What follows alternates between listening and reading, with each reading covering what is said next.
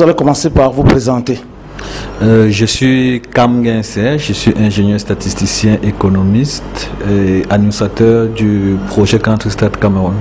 Alors, vous avez organisé ce jour à Yaoundé, ce jour vendredi 7 mai 2010, une réunion de constatation du groupe de travail de Country-Stat. Il s'agissait de quoi?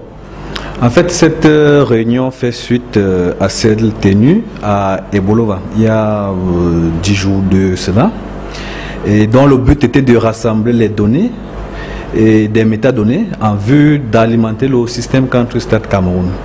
À l'issue de la réunion d'Ebolova, les différents points focaux s'étaient mis d'accord pour rassembler tous les éléments, toutes les données qu'ils avaient dans leurs différentes structures, afin qu'aujourd'hui nous essayons de les rassembler et d'alimenter le système Country-Stat Cameroun.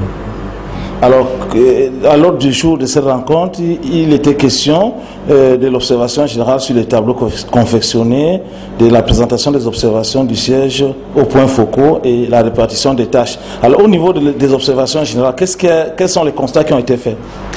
Bon, pour être un peu direct, il faut dire que Country-Stat est à une deuxième phase, disons-le comme ça, même si la deuxième phase c'est pour bientôt. La première phase a consisté à rassembler des données disponibles au niveau national. Et dans cette phase, il est question d'améliorer toutes les informations qui ont été collectées, suivant un standard qui est proposé par la FAO et qui est harmonisé au niveau international.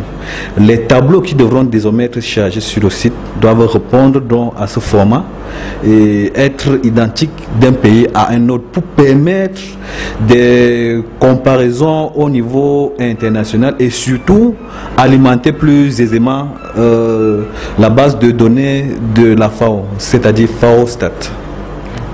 Alors, il était également question de la répartition des tâches entre les points focaux. Désormais, que vont faire les points focaux? En réalité, le rôle de point focal, c'est collecter toutes les informations produites par la structure dont il est issu, et toute information qui entre dans l'architecture de Country-Stat. Et il est question donc pour ces derniers de savoir quel type d'informations ils doivent collecter de façon à être efficace à la fois dans leur travail et efficace également pour l'ensemble du système Country-Stat Cameroun. Alors, quel est le chronogramme de travail qui a été finalement retenu? Bon, en réalité, toute cette année, nous avons un chronogramme établi sur 12 mois. Il y a des réunions consultatives entre les différents membres, les différents points focaux qui sont membres du groupe de travail Country-Stat. Il est prévu pour chaque trimestre une réunion.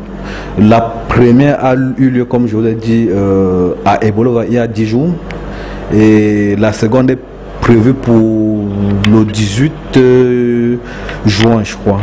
Et ensuite, chaque trimestre, il faut au moins une réunion. Et en marge de ces réunions du groupe technique de travail, nous prévoyons également d'organiser de façon mensuelle des rencontres du secrétariat national.